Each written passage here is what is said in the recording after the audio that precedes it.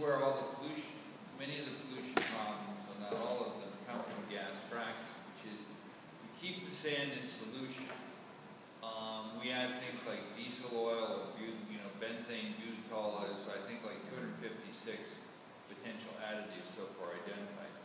Virtually all these additives have toxicities measured in parts per million. In fact, one of the more interesting and deliberate plays of public ignorance is when the gas industry comes up and says, well, all of these other things are just like one half of 1% of the fluid.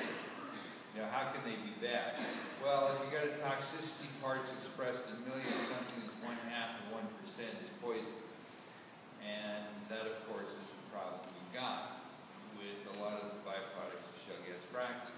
Shale gas fracking, though, actually does an enormous amount of damage to the landscapes, which we're going to talk about when we come to the pipeline. Shale gas fracking involves creating 25-acre pads, storing fluids in open pits sometimes. It involves huge amounts of trucking to move the chemicals in the water you need to frack.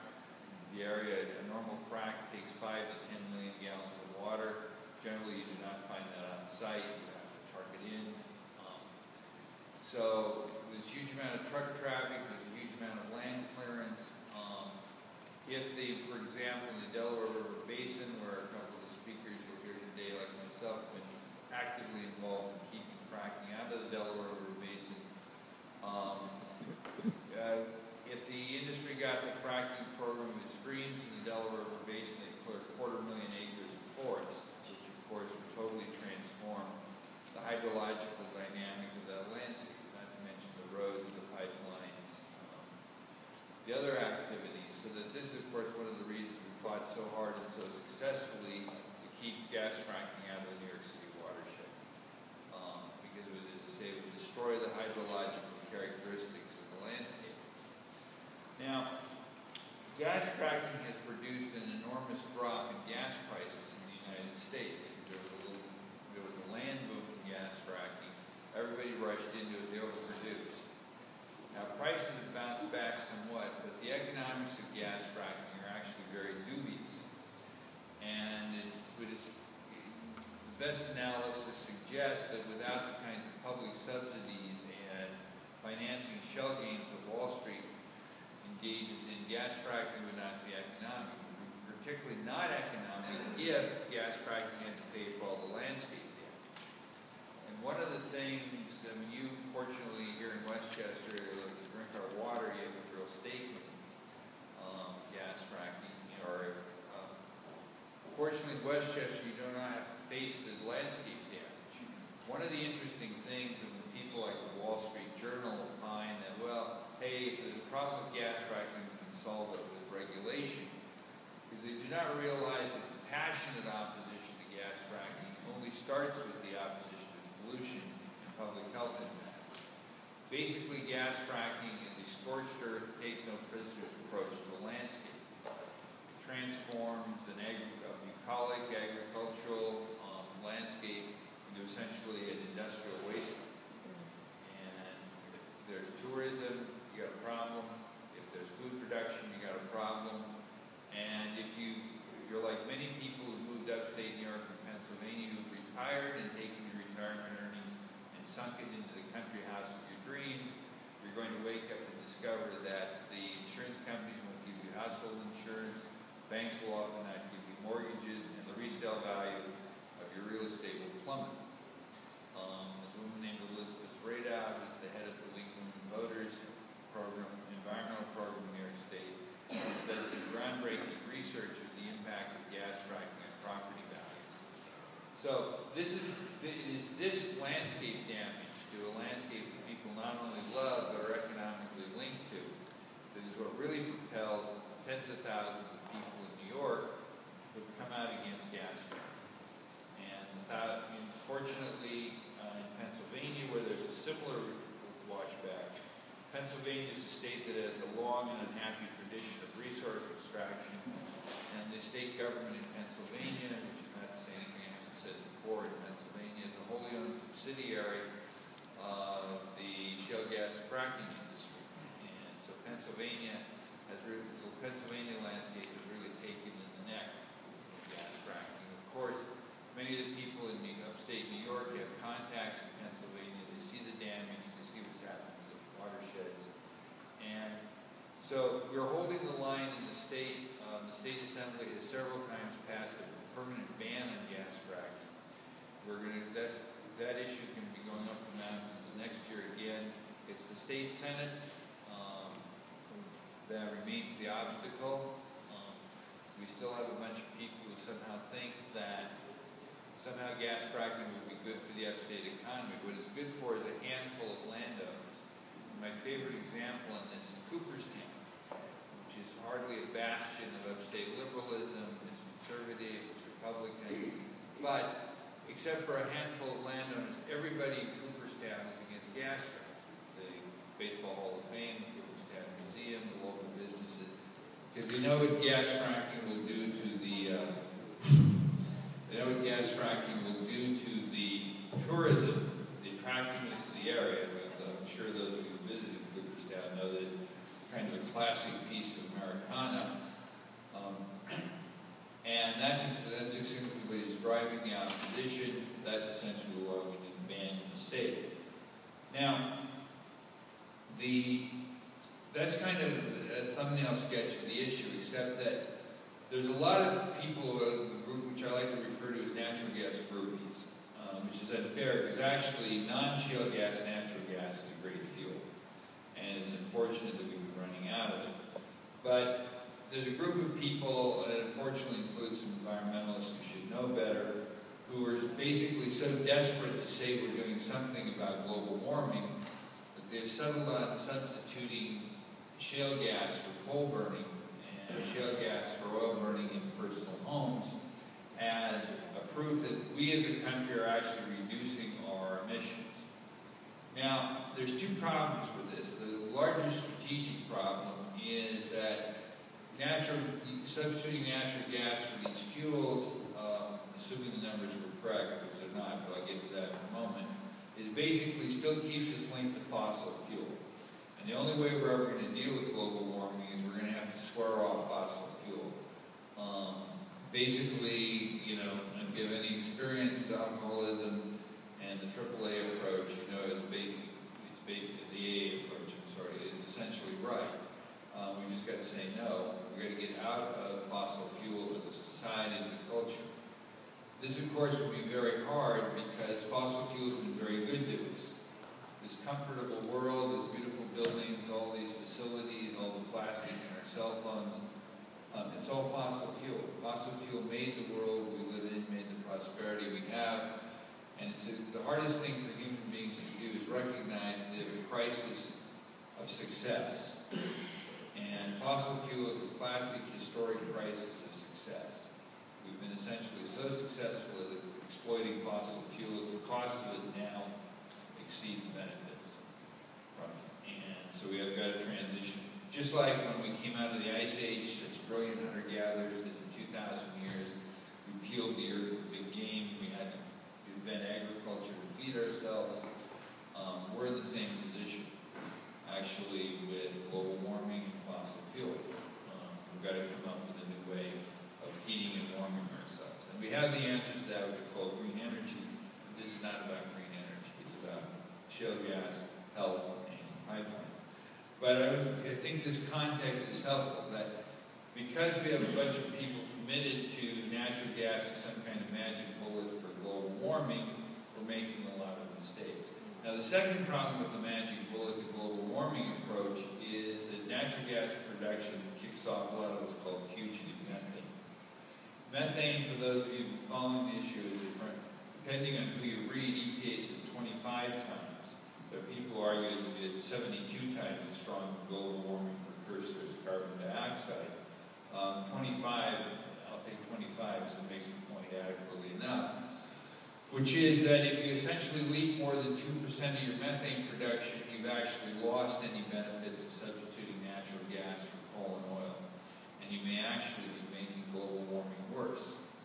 I never thought I'd see live the day when I liked natural gas flaring, but flaring natural gas, if you don't have to use it, is better because it turns into carbon dioxide as opposed to methane. So one of the many problems with the kind we're going to be talking about this morning with shale gas is that nobody's done their homework on, what's the total carbon accounting here and how does it add up? And there's an awful lot of evidence, academic evidence, that it doesn't add up. So much evidence that the natural gas industry and some of its allies, unfortunately like the Environmental Defense Fund, have been scrambling to prove that methane isn't a problem.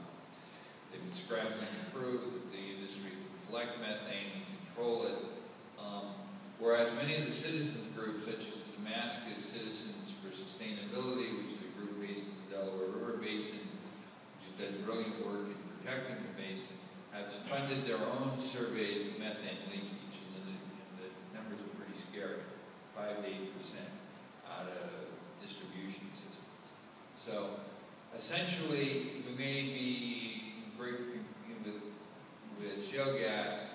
In addition to the other problems we're going to talk about today, there are people who are pushing it because they think it's a solution to global warming. This may be one of the greatest testimonies to failing to look at the law of unintended consequences, which of course is one of the things we environmentalists are supposedly in business to prevent from happening. Now, the other thing you should know about shale gas is it's lowered the price of natural gas in this country. So there's a lot of people going around saying, hey, this has been great for American industry, the chemical industry is coming back, manufacturing is coming back because of lower energy prices. We got the Europeans and the Chinese on the run. So there are a lot of people who are, again, as I say, between the natural gas groupies who think it's the answer to their prayers because we've done so little else on global warming, and the business interests who think that lower-priced natural gas is the key to reviving their industries. We got a lot of people who are very invested in shale gas fracking, even with the environmental cost. Now, the industry, on the other hand, is not particularly invested in these things because the industry is going broke. So what the industry is trying to do is the industry is trying to create an export infrastructure so they can liquefy the natural gas and sell it overseas, where the price of natural gas, because it's pegged to oil in these countries, is 2 to 3 times as high as it is in the United States. Now, this could turn into another great environmental debacle, because we're assuming that nobody else is smart like we are. I mean, the Europeans have actually figured out that maybe they should uncouple the price of natural gas from oil, so that the European natural gas market is changing. The Chinese are making deals with the Russians and the Central Asian countries who have lots of traditional national gas. So we're now essentially looking at crisscrossing the country with pipelines for export. By the time we get them up and built, there will be a market for it.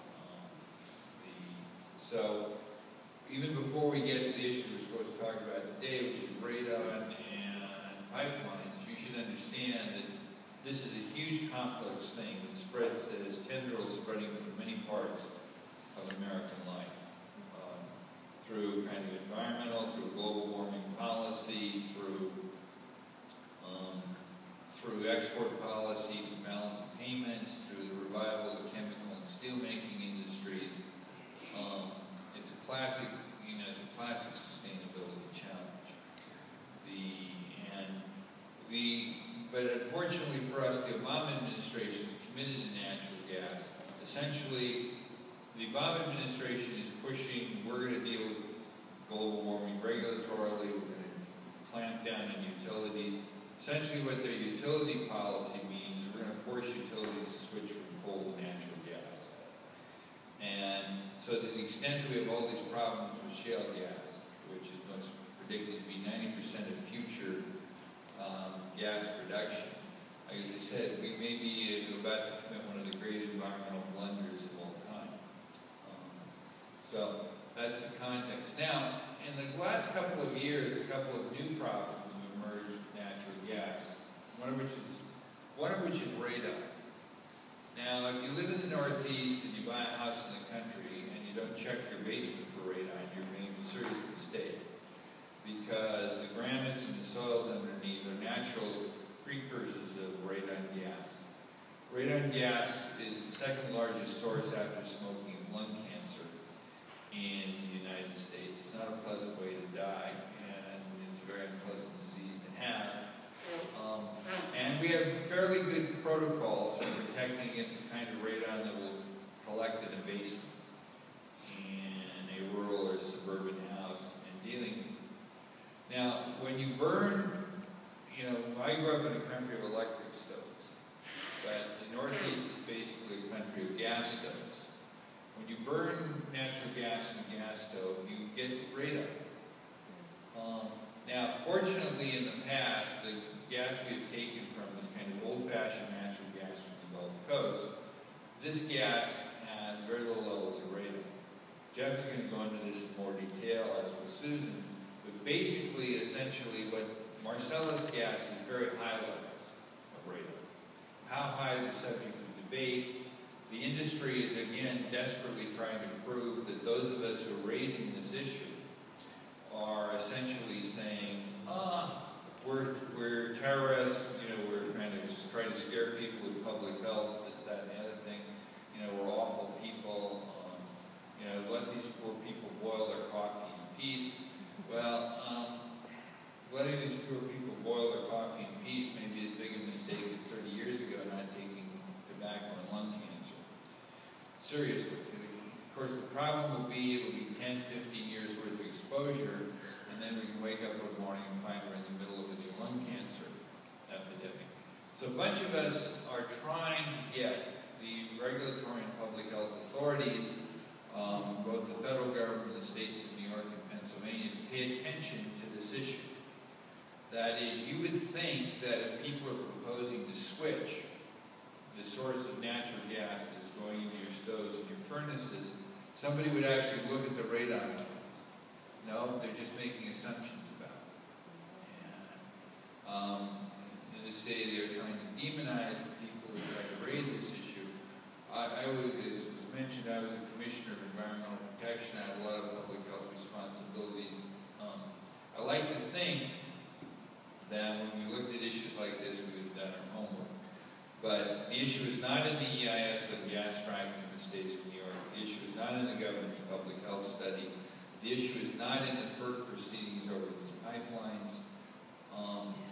This is a serious issue, and if you don't want to have radon with your coffee, you should pay attention. No one would be happier than I would be because I'm not a public health person. I don't normally think about this stuff. No one would be happier than I would be to be proven wrong on this issue. But as Jeff will show you, there's a very compelling logic. And one of the things that happens in environmental policy is people miss cues.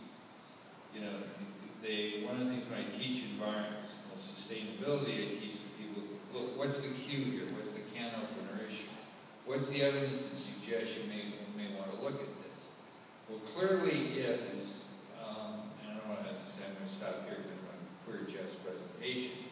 But clearly, if the fracking waste is radioactive, the fracking water is radioactive, the shale is radioactive, you got to look.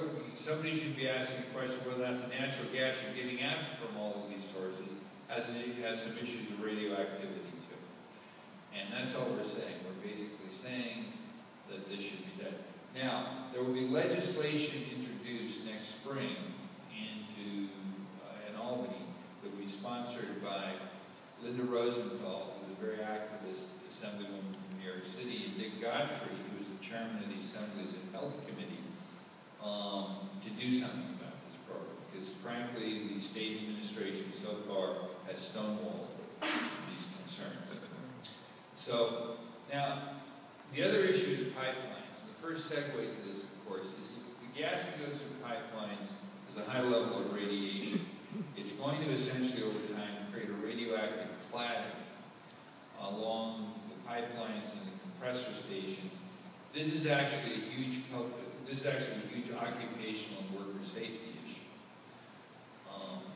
So that we're not just talking about you in your kitchen, we're also talking about the custodians in multifamily, the custodians and the janitors, we're talking about the Con Ed workers, the utility workers, we're talking about the people who drill these pipelines, who maintain them, or run the compressor stations. So the radioactive contamination of these pipelines is a big issue. Now, pipeline infrastructure has been really a neglected part of the shale gas issue. Because these shale gas wells are scattered all over the bloody landscape, and because we don't really have compressor trucks, you know, that would collect the natural gas in the truck terminal. Basically, every time they build a gas plant, they have to build a gathering pipeline. These pipelines can start small, but as they, you know, as they serve a field, they become bigger and bigger. These pipelines then have to get the gas to the consumers.